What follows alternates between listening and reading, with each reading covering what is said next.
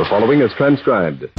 Welcome to Bat-Supe, the never nutritious, definitely delicious podcast dedicated to the old-time radio adventures of Superman and the dynamic duo.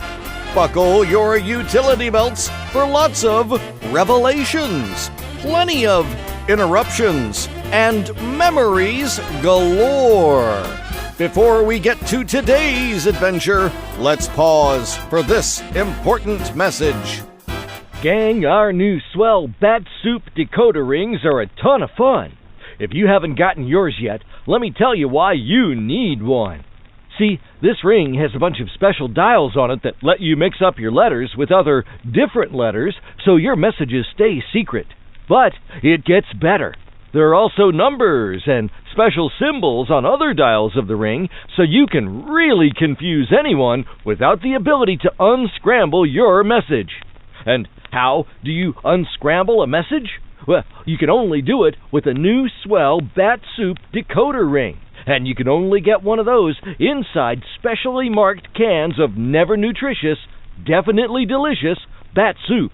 Have Mom pick up a bunch next time she goes to the store so you can have plenty of extra rings to share with your friends. Bat-Supe, available wherever fine podcasts are sold. Not to be used internally.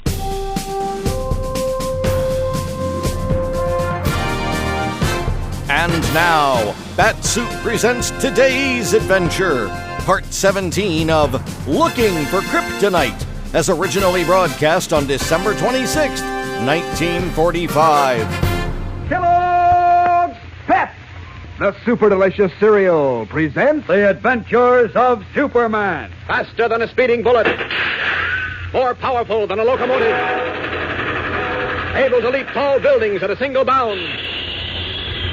Look, up in the sky. It's a bird. It's a plane. It's Superman.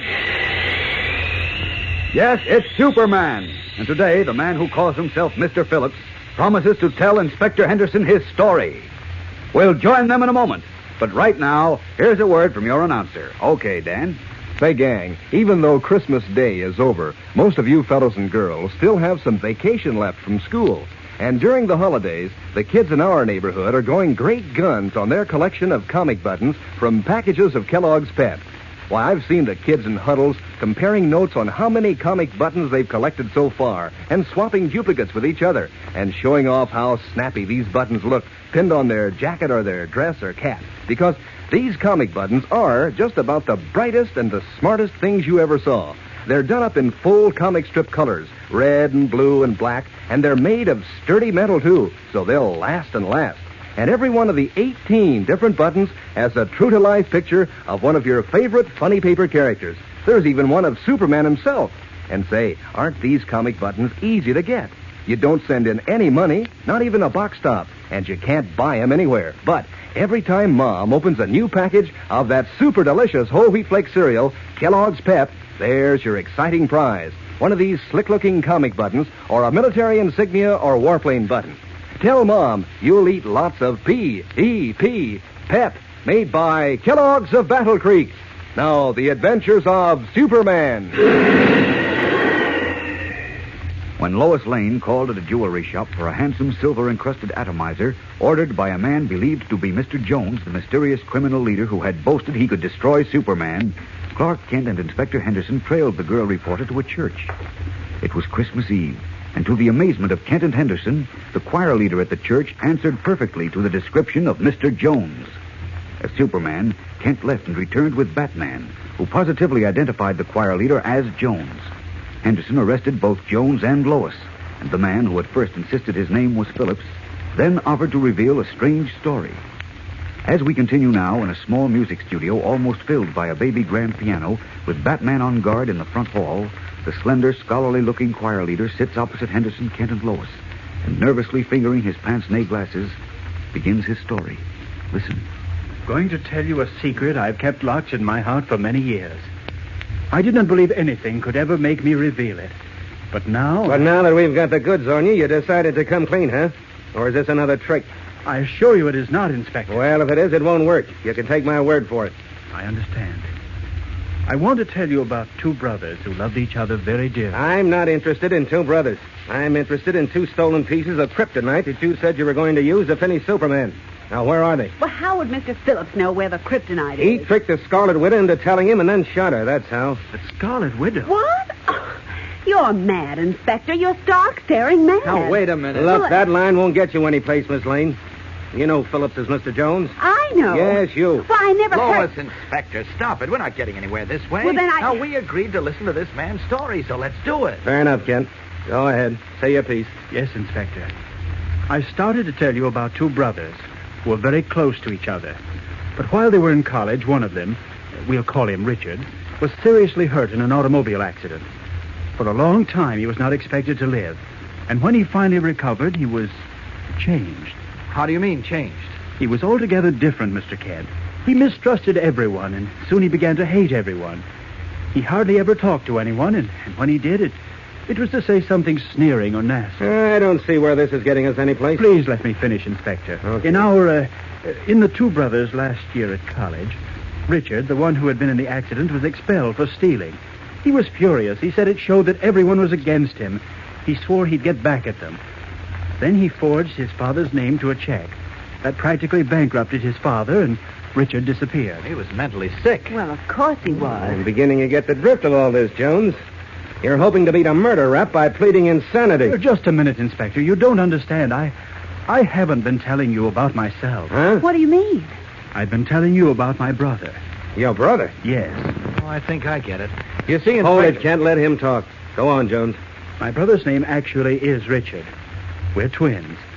And I'm very much afraid that Richard is the man you speak of as Mr. Jones. Good heavens. How do you like that guy trying to pull a gag like that on me? Look, mister, we've wasted enough time. Just a moment. I'll prove that I'm telling the truth. Hey, where are you going? Just to this cabinet. There's something in it you should see. Now, don't get any ideas like pulling a gun. There are no guns in the cabinet, Inspector. You stay out of this, Kent. Here, I have an album here which I'd like to show all of you. Perhaps you'd like to call the gentleman in the strange costume who identified me as Mr. Jones. That man? No, I want him to stay in the hall and watch the entrance. But don't worry. He can hear everything. Very well. Here, I'll set the album on the piano where you can all see it. Now, here are photographs of Richard and myself as infants. We were, as you can see, identical twins. Well, yes. What cute babies. Baby pictures don't mean a thing. What's that? Oh, I see what you mean. Here, I'll skip to where we're older then. Here we are in high school. Why, I could tell one of those boys was you, Mr. Phillips. Well, I couldn't. Well, how about these pictures of us in college then, Inspector? Huh? Now, these were taken before Richard's accident. You certainly recognize me there, don't you? He'd have to be blind if he didn't. Is that so? Yes. Okay, so those pictures do look like you and like you've got an identical twin brother, too.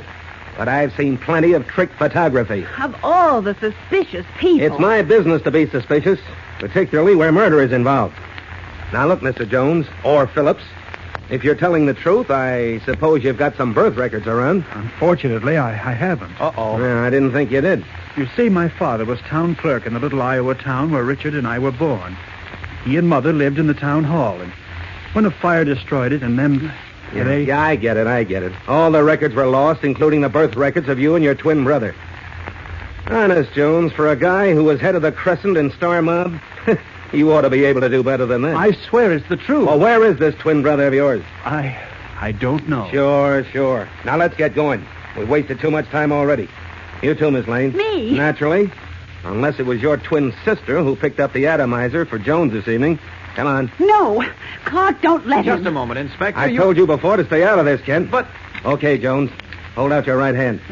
You hold out your left, Miss Lane. Please, Inspector, wait one moment. You're wrong, and I can prove it. Or rather, Mr. Phillips can. I'm not listening to any more twin brother gags. You won't have to. Now, Mr. Phillips, an innocent girl's reputation and freedom are involved here. And there's a little business of a murder. So I think the thing to do is to convince Inspector Henderson he's wrong, don't you? Well, I know how you feel, Mr. Phillips. But at a time like this... You're right, Mr. Kent. I'll do it. Do what? Prove he's not Jones, of course. In the only way that'll convince you. Go ahead, Mr. Phillips. Puzzled, Inspector Henderson and Lois Lane look at the thin, scholarly-looking choir leader.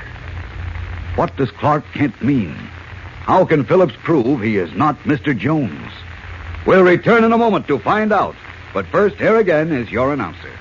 You know, the other day I was talking to a certain young lady who lives in our block, and she was telling me how she's going to knuckle down to collecting those swell comic buttons from packages of Kellogg's Pep.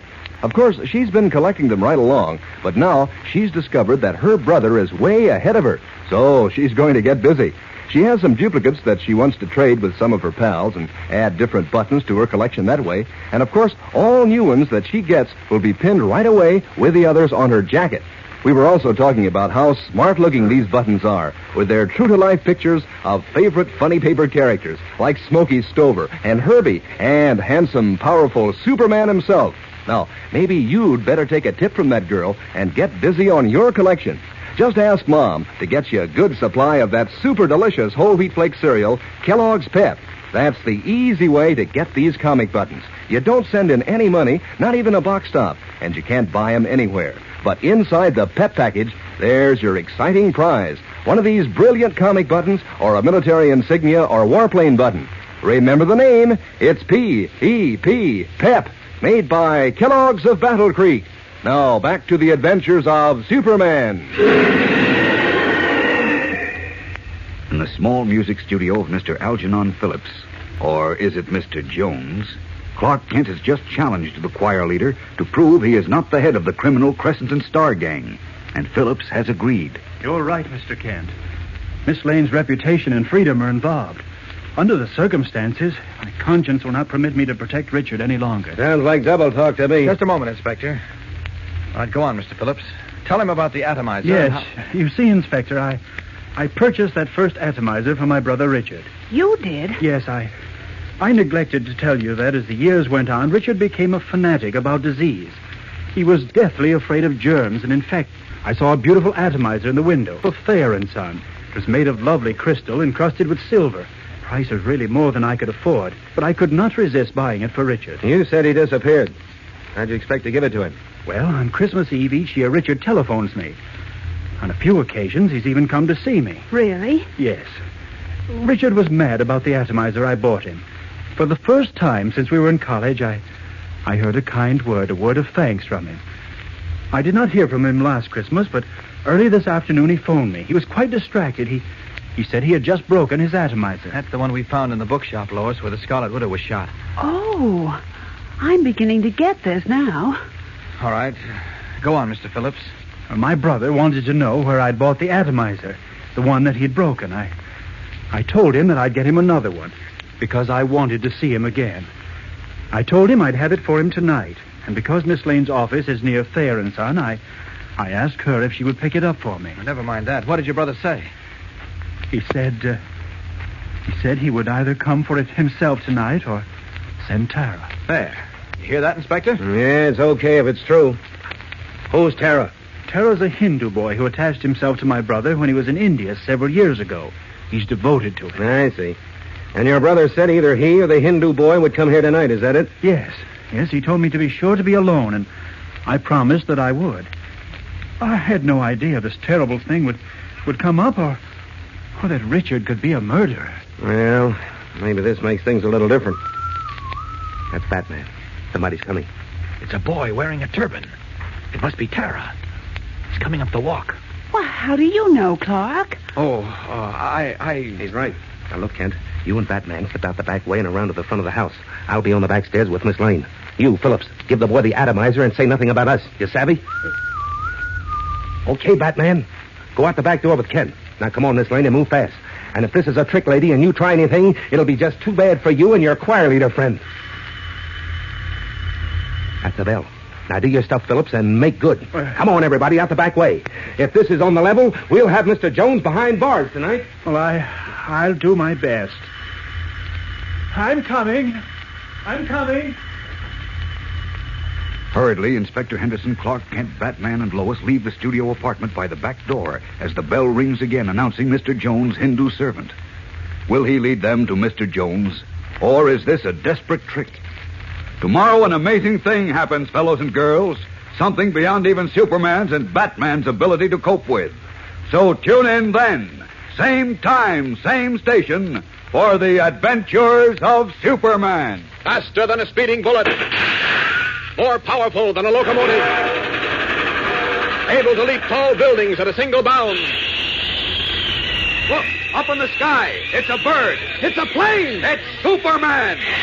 Fellows and girls, be sure to follow the adventures of Superman. Brought to you every day, Monday through Friday. Same time, same station, by the grand old Kellogg Company of Battle Creek.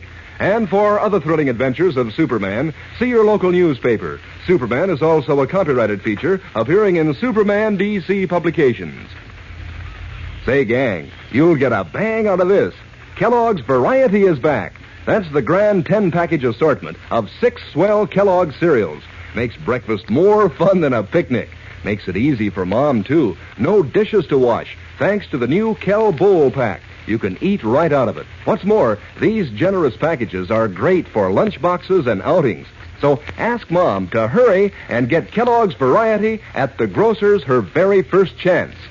And be sure to be with us tomorrow for the thrilling adventures of Superman. This is the Mutual Broadcasting System. That was part 17 of Looking for Kryptonite from the Adventures of Superman. Thanks for listening, and be sure to give us a like and subscribe to Bat-Supe so you'll be in the know when we drop new episodes. And you can now like us on Facebook.